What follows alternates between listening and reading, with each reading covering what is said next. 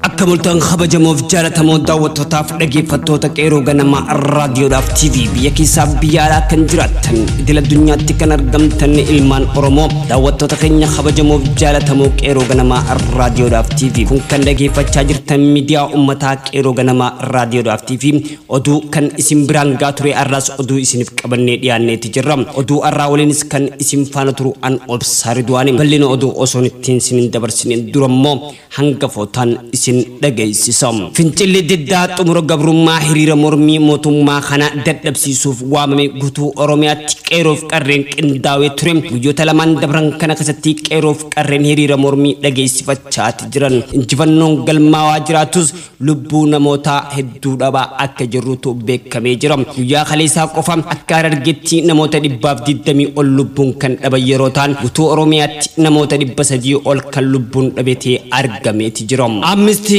International Mediaale Itoophiyaadha komateeti jira hidhattoonni maalidhaa erga qondaalonni pirezidaantii biyyattii Ibrahim Baabukaa Kiyyataa aangorraa kaasaniin booda hanga filannoo dhufutti mootummaa coomsaa hundeessuudhaaf fedhii akka qaban ibsaniiti jiran tole kabajamoof jaalatamoo daawwattootaaf dhaggeeffattoota qeeroo ganama raadiyoodhaaf TV kun hanga footoo oduu keenyaatti bal'ina oduutti isin dabarsa oduu har'aa waliinis an obsaa Ridwaanii bal'ina oduu teenyaatti isin dabarsa oduu teenyaatti dhiyaadam bal'ina oduu teenyaatti dhiyaadam fincilli diddaa xumura gabrummaa guutuu Oromiyaatti yaamame guyyoota 3 dabran kana keessatti daran hammaatee Harargee keessatti itti fufeeti jira mootummaa yaddoo hamaa keessa galee argameeti jira guutuu Oromiyaatti tan argamtu fincila diddaa xumura gabrummaa hagayya 12 barkum 2012 waamicha qeeroodhaaf dhiyaateen qeeroon gaggeessaati jirti akka Harargeetti baadiyyaaf magaalaa biyyoota adda addaa keessattis hiriirri mormii cimaan gaggeeffamaati jira injifannoo uummanni Harargeedhaa sabboontummaa isaaniitii fi akkasumatti illee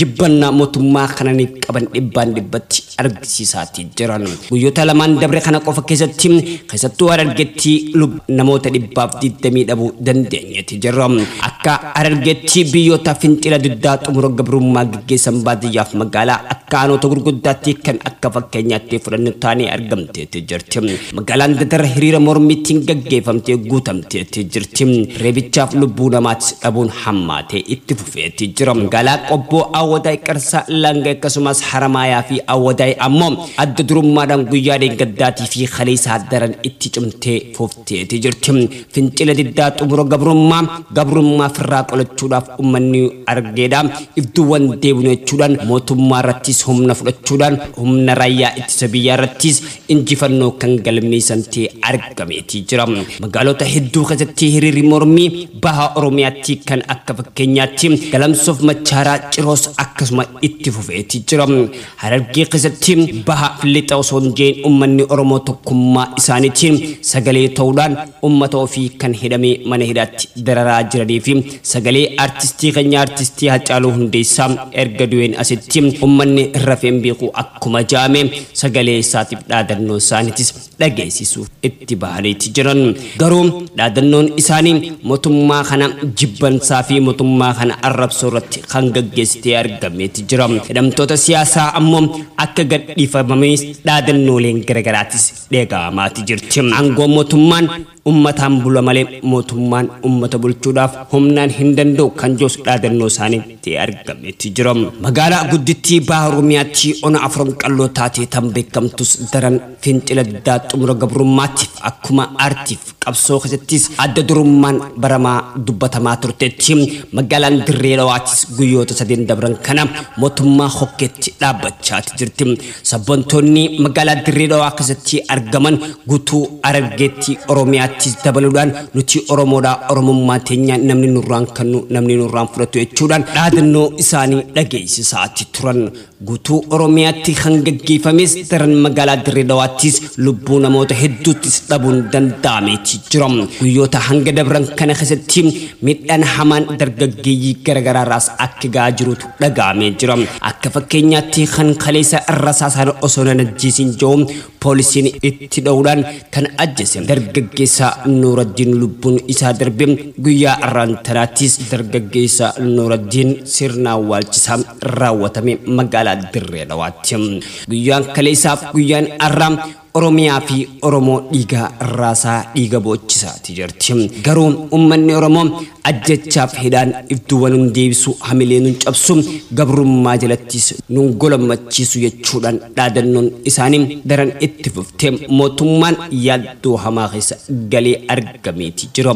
Magaalaa Dirree Dhawaa keessatti kanneen hojjettoota miidiyaa magaalattii irratti hojjetan mootarboo makiina irratti fuudhaan oliif gaddeemuudhaan sagalee humna waraanaa ta'uudhaan namoota hiriira bahan hiriira kamiifuu akka bakka hin qabnee fi akkasumatti illee hiriira kamuu akka hin keessummeessinee fi san qofaas osoo hin taane ummanni ijoollee tisan akka qabatan jaachuudhaan dhaadannoo oliif gaddeemuudhaan namoota isaan kana basaasaa jiranis qeeroon tarkaanfii akka irratti fudhattus qeeroonis gama kanaan dhaamsa qabdus dabarfachaati jirti.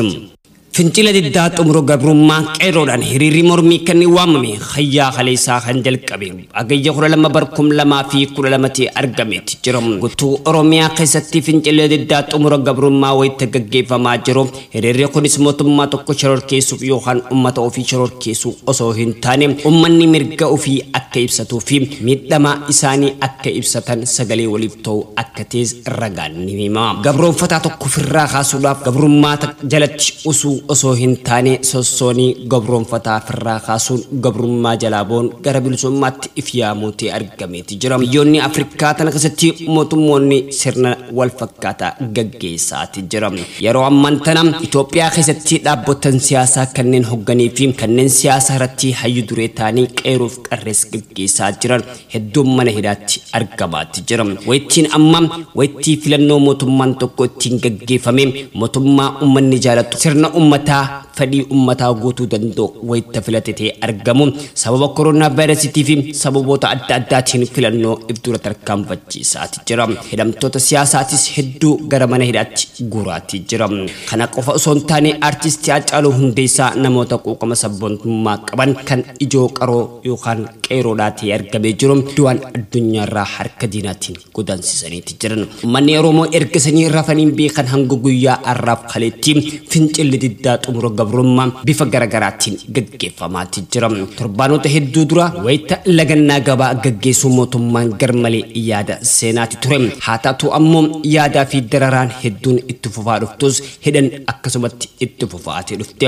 Uummanni biyya keessaa akka fincila gaggeessaa jiran caalaa kan biyyaan baa jirus hiriira mormii sagalee uummata ofiitiif ta'uudhaaf biyyatti daandiratti boodaan argamaati turan. Haa ta'u fincilli diddaa xumura gabrummaa hagayyaa 12/2012 guutuu Oromiyaatti akka guyyaa tokko seena qabeessa ta'utti waamameeti ture. Guyyaan san kaleef dheengadda arraas itti fufeeti ture. Garuu daran kan hammaati guyyaa kaleessaa lubbuu namoota hedduu dhabuu dandeenyeeti jirra. Akka Harargee qofatti namoota 120 ol yoo xiqqaate kan dhabne yeroo ta'u akka Oromiyaatti namoota 300 ol akka lubbuun dhabne tee argameeti jira. Guyyaa tokko qofa keessatti qeeroof qarree qacalee warra dhaloota boruu kan biyya hoogganuu danda'an hedduu isaanii kan dhabaati jira. Kan hidhame daran ulfaachaati jira. Uleef dararaanis daran hammaatteeti jirti. Namoota hedduu mana hidhaatti guraa akka jirantu dhaga'amaa jira.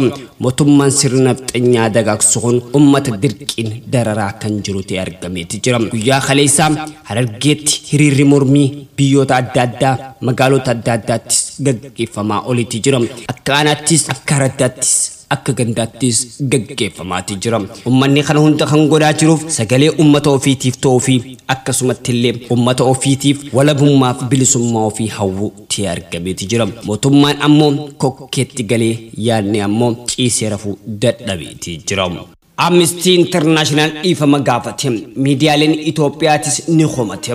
Garee mirgaa namummaatiif falmuu Amnesty International bana miidiyaa hawaasummaa Tiwutara isaanii irratti viidiyoo waa'ee Itoophiyaa gadhiisee tureef ifama gaafateetii jira. Qabiyyee waa'ee viidiyoo dhaabbatichaa Tiwutara gubbaa buusee dhaabbatichi qorataan gaanfa Afrikaa obbo Fisaw Takkalaa akkana jechuudhaan BBC afaan Oromoo wajjin turtii taasiseeti ture. Jimmata darbee ture kan bees viidiyoodha Tiwutara irratti ture kan gadhiifame yeroo ta'u dhimmi isaa ajjechaa Haacaaluu waxabajjii 23 yookaan akka bara faranjootaatti waxabajjii 29 booda hokkara Oromiyaa fi iddoo adda addaatti uumamee ilaalataa jechuudhaan dubbata dubbatteeti ture. Waa'ee namoota hidhamanii waa'ee walitti bu'insa uumamee turee fi viidiyoon sun adeemsa keessatti qabnu osoo hin eegin ture kan gadhiifamee jechuudhaan dubbateeti ture hoogganaan kun. Ulaagaa keessa darbuu qabu osoo hin guutiin dogoggora gadhiifamee saniif jennee hanqina dhiifamaaf gaafannee jirraa jechuudhaan arraantanas irra deebiidhaan BBC Afaan Oromoo wajjin turtii isaanii keessatti deebisaniiti jiran. Viidiyoon kun erga gadhiifameen eegalee namoota loogii qaban jechuun komii kaasaati turan. Haa ta'u malee miidiyaaleen biyya keessaa abbaa alangaa duraanii addee Adaanech Abbabee dabalatee qorannoo dhaabbatichi caamsaa darbee baasee fi mootummaan hin fudhadhu jechuudhaan dhiifama akka gaafatetti gabaasaati jira. Dhimma kana akkaan irraa gaafataniin obbo Fissahan isaan waliin waan wal qabatus hin qabu jechuudhaan dubbachaati jira. Akkuma duraan sinjee viidiyoon daqiiqaa tokkoon nuti buufne dhiifama itti gaafanne ajjechaa waxabajjii darbee fi uumamee booda waa'ee okkara uumamee fi namoota hidhamaniiti jechuudhaan dubbachaati jira. Gabaasa caamsaa keessa baasnee waliin wal qabatee hin argus qabu gabaasni yeroos baasnee ammallee hin jiru jechuudhaan Amnesty International gama isaatiin dubbachaati jira. Gabaasa saniin bu'aa qorannoo argamee fi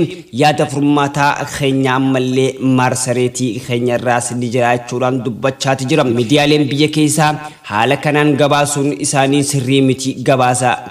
Gabaasa san waliin wanti wal arguu hin jiru yookaan wanti wal qabatu hin jiru jechuudhaan dubbachaati jira. Gareen mirga namummaa falmuu Amnesty caamsaa darbee humnoota mootummaa ajjechaa raawwachuu isaanii ragaa dhiyeessuu mootummaan himateeti jira. Faallattiin qondaaltonni mootummaa qorannoo Amnesty akka hin fudhannee fi adeemsa itti qorannoo gaggeessee akka sakatta'us gaafachaati jira. Mootummaan Itoophiyaa qorannoo ofii gaggeessuu isaa ibsuun gabaasa dhaabbatichaa ibsee keessaa xiqqoo qofa dhugaadha jechuun ibsuun isa ni yaadatama. Amnesty International gama kanaan miidiyaan Itoophiyaadhaa olola dharaa dabarsaa jira jechuudhaan komachaati jira. Hidhattoonni maalidhaa pirezidaantii buqqisuudhaaf mootummaa coomsaa hundeessuudhaaf UN'n ammoo balaaleffatteeti jirti. Hidhattoonni maalii erga qondaalonni pirezidaantii biyyattii Ibrahim Babukar kaayitaa aangoorraa kaasaniin booda aangoo filannoo dhufutti mootummaa coomsaa hundeessuudhaaf fedhii akka qaban ibsaniiti jiran. Hidhattoonni kunneen erga pirezidaantiin aangoo gadi dhiisuu isaanii labsaniin as gammachuu isaanii akka ibsachaa turan ni beekama. Pirezidaantii fi ministeerri muummee biyyattii meeshaa waraanaatiin doorsifamuun qabamanii gara mooraa waraanaa biyyattiitti erga geeffamaniin booda dhaabbata biyyoota gamtoomanii fi gamtaan Afrikaa tarkaanfii humni waraanaa fudhate kana mormaniiti jiran. Dhaabbileen naannawa sanii kanneen akka ECOWAS daangaa biyyattii naanna'ee jira akka cufamu labsa madda maallaqaa biyyattis gufachiisaati jira. Manni marii nageenyaa dhaabbata biyyoota gamtoomanii dhimma kanarratti walga'uun mari'achuudhaaf jaamaati jira. Pirezidaantiin Ibrahim Babukar kaayitaan kaleessa kibxata guyyaa 18 ji'a 8ffaa bara 2019 aangoo gadi dhiisuu isaanii erga ibseen booda paarlaamaan biyyattii diiguus ibsamaniiti jiran. Aangoorraa kan turanii fi dhiigni nama kamiyyuu akka dhangala'uus jiguu hin barbaatus jeeti jira. Ibsa kana pirezidaantichi kan kanneen ministeerri muummee Boobaas Silaasii wajjin sa'aatiiwwan muraasaan madhee humna waraanaa magaalaa guddoo biyyattii Baamukaa cinatti argamuudhaan geeffamuun hidhamuu Firaansii fi biyyoota naannichaa erga balaaleffatan booda ture. Har'a guutuu humna waraanaa hidhatee wayita dhimma biyyattii gidduu seenetti filannoon biraa maaltu jira jechuudhaan taayitaa gadhiisaniiti jiran. Loltoota ajaja mootummaa biyyattii fudhachuu didan jalqabarratti madhee yookaan kaampii waraanaa keetii jechuun to'achuurra eegalaniiti jiran. Loltoonni biyyattii kafaltiin dhimma wal qabatuu fi wal warraansa jihaadistootaa wajjin otoo addaan hin citin itti fufurratti pirezidaantiin biyyattii duraanii waan jileen muufii qabus tureeti jira. Keeyyata filannoo pirezidaantummaa marsaa lammaffaa waggaa lamaan dura injifateen ammalaamaltummaan qisaasa dinagdee fi walitti bu'iinsa hawaasaa biyyattii keessatti dabaluun muufii uumeeti ture. Kanaaf ka'umsa mormii gurguddoo ji'oota dhiyoo as biyyattii keessa tureeti jira. Gartuun wal'aansaa paartii mormitoota imaamata Muhammad Doko Jaamun durfamu Oromoo mootummaa waloo keetiin wajjin hundeessuudhaaf waamicha dhiyaateen fudhachuu diduun jijjiirama biyyaa keessatti akka dhufuuf gaafateeti ture. Hoogganaan iftina madhii waraanaa keetii Konoleen Maalik Kilaawun fi Jeneraal Saadiyoo Kaamartiin loltoota dorfumuu pirezidaantichaa aangorraa buusuu keessatti hirmaataniiti jiran. Loltoonni madhii waraanaa Deemokaaraa kiiloomeetira 15 fagaattee kan argamtu yeroo taatu to'annoon booda gara magaalattii erga yaa'anii namoota pirezidaantichaa aangorraa akka bu'an gaafachuuf walitti qabaman simatamaati ture.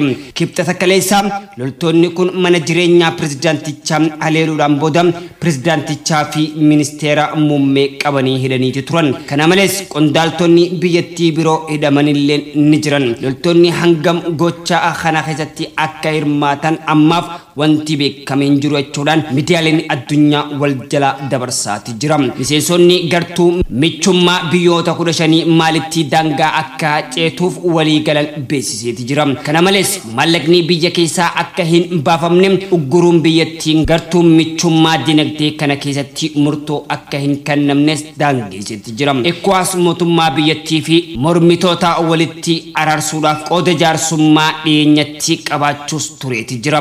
Manni marii tasgabbii dhaabbata biyyoota gamtoomanii roobii har'aa kan dhimma maalirratti akka mari'achuuf jiraatus eeggamaati jira. Koloneeffachuun biyya kan bulchaa turetu Firaansii battaluma san pirezidaantichaa hidhamuun balaaleffateeti jira. Tole kabajamoo daawwattootaaf dhaggeeffattoota qeeroo ganamaa raadiyoo TV oduun har'aaf qabannee isiniif dhiyaannee hanga dhumaa hanga oduu biraatiin wal agarruu kan nagee walitti dhaabbannu ta'a. Oduu irraa waliinis kan isin faana turoof saaruudhaanii hanga oduu biraatiin walitti dachaanuu nagaan nuuf turoo.